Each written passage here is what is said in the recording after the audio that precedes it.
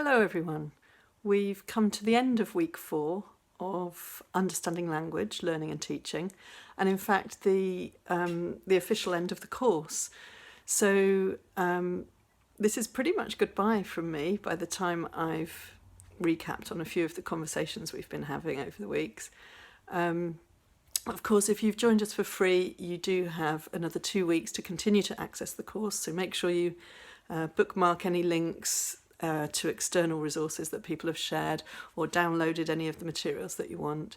And don't forget that if you upgrade, you can have continued access to the course. And it's also, you know, at the time that I'm making this video, it's not the end for everyone. There are people joining all the time. So actually the discussions on weeks 1, 2 and 3 are still quite lively, even though most of the activity this week has been in week 4. So I'm going to recap on a few of the things from the past few weeks since I last spoke to you like this at the end of week 1, in case you want to have a look again at any of the previous discussions that are still alive.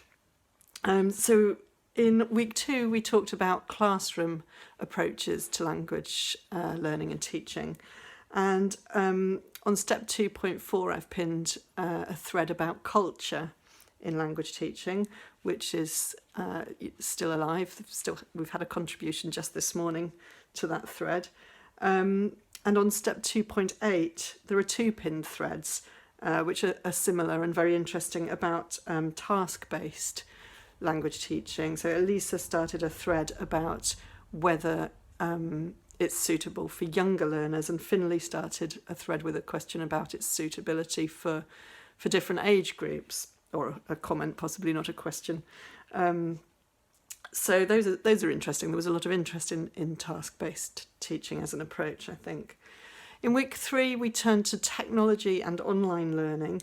Thank you, Sylvia, for bringing up the issue of assessment when we're working online on step 3.2, because that was something that was missing from our materials. So it's great that you brought up something that we hadn't included, and those who are interested could then share ideas about that in the comments. This final week, in week 4, we've turned to language use rather than language teaching and learning, and we've looked at English in particular and how English is used around the world.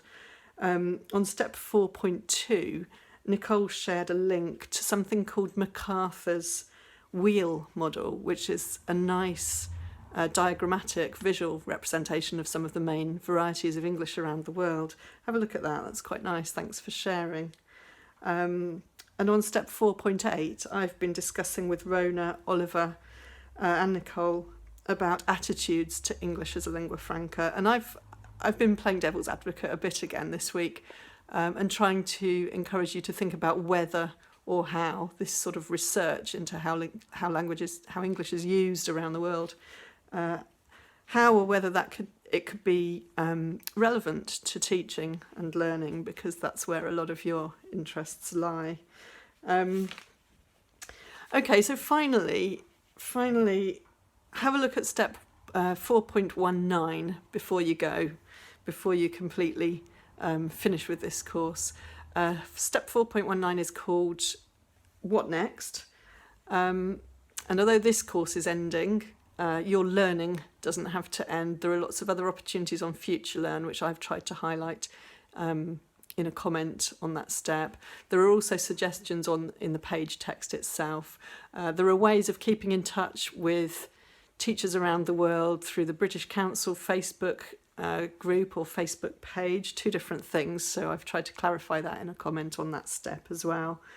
And it would be great if you could share on step 4.19 any other opportunities you know of, any other good courses, especially if they're free, for language learners or language teachers, or just people who are interested in discussing aspects of language, online resources, platforms. Do remember, please, that Futurelearn doesn't allow you to share personal details, contact details in the comments. But if you know of other groups or courses, then do pop a link in the comments, and I'll try to add anything that I can think of so that it doesn't have to completely end here. But as far as understanding language, learning and teaching is concerned, it's goodbye.